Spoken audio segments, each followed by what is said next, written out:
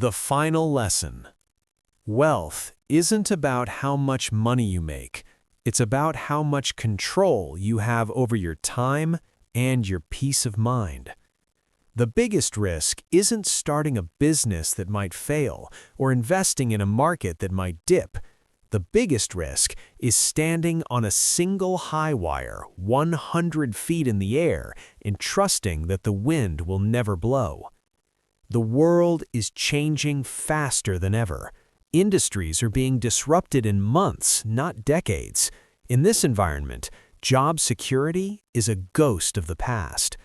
Real security doesn't come from a company or a government. It comes from your ability to produce value in multiple ways. Start planting your fruit trees today. They might be small now, and they might not look like much, but one day you'll be very glad you have more than just corn in your field.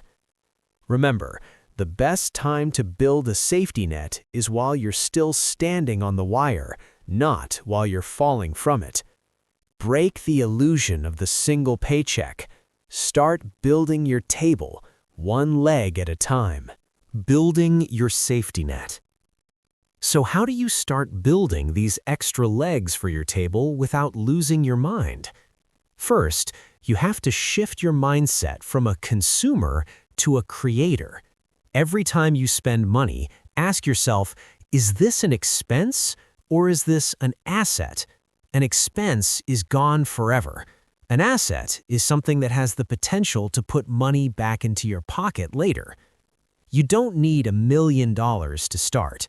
You can start with micro-investing, buying fractional shares of companies that pay dividends. It's small, but it's a leg. Digital assets, creating a guide, a template, or a piece of content that can be sold or monetized repeatedly. Skill acquisition, learning a high-value skill like coding, copywriting, or digital marketing that you can freelance on your own terms.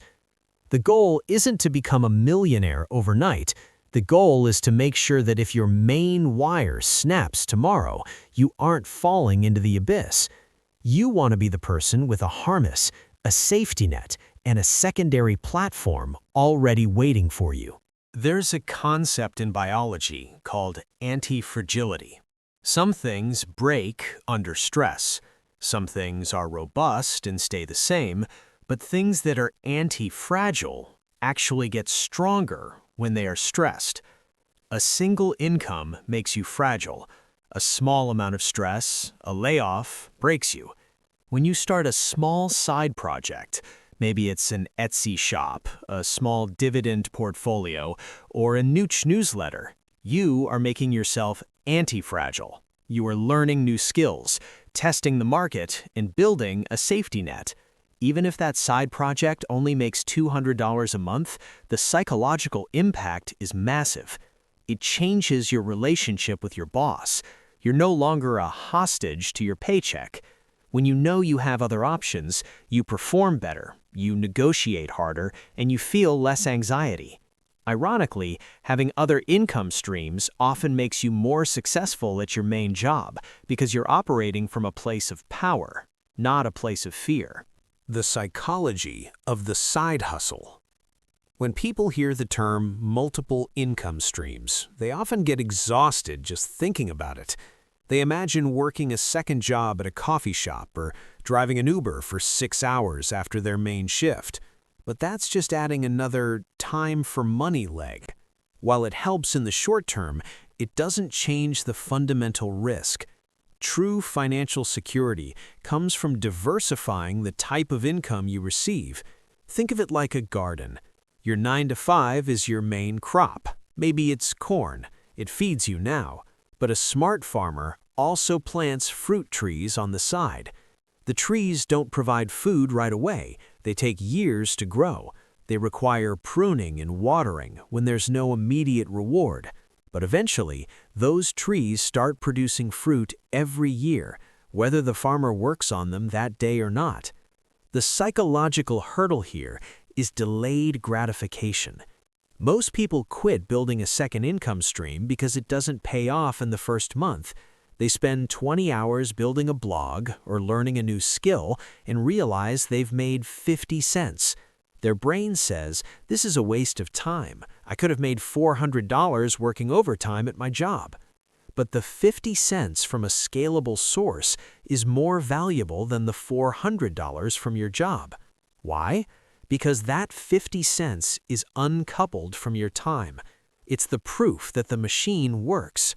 Once you build a machine that makes 50 cents while you sleep, you can focus on making it make $5, then 50, then 500. The table leg strategy. Think about a kitchen table. If that table has only one leg in the center and that leg snaps, everything on the table, the expensive dinner, the glass of wine, the vase of flowers, smashes onto the floor. Now, imagine a table with 4 legs. If one leg breaks, the table might wobble, some wine might spill. It's a bad day for sure, but the table stays standing. The dinner is saved. You have time to go to the hardware store and fix the broken leg because the other 3 are holding the weight. This is the difference between earned income and portfolio income.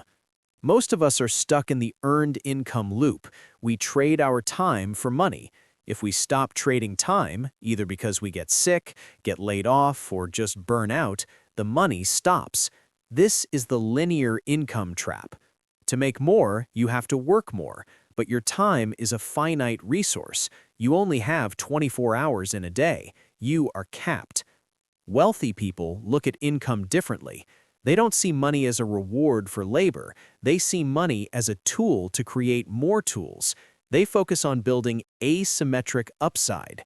This is just a fancy way of saying they look for opportunities where the risk is small, but the potential reward is huge. And most importantly, these opportunities run in the background while they sleep. Most of us grew up with a very specific blueprint for money. It looks like a tall, sturdy pillar. This pillar represents your career. As long as that pillar stands, your house, your life, your rent, your groceries, your dreams stays upright. Psychologically, this feels great. Humans crave certainty. We love the set-it-and-forget-it nature of a 9-to-5.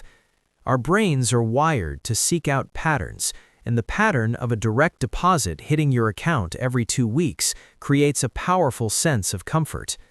We start to believe that because the money has always shown up, it always will.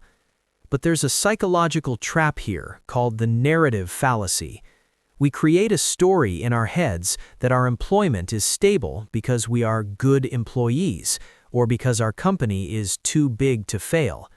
We ignore the fact that we don't actually control the pillar. A CEO we've never met can make a bad decision. A new AI technology can render a department obsolete, or a global shift can change an entire industry overnight. When you have one income stream, you have a single point of failure.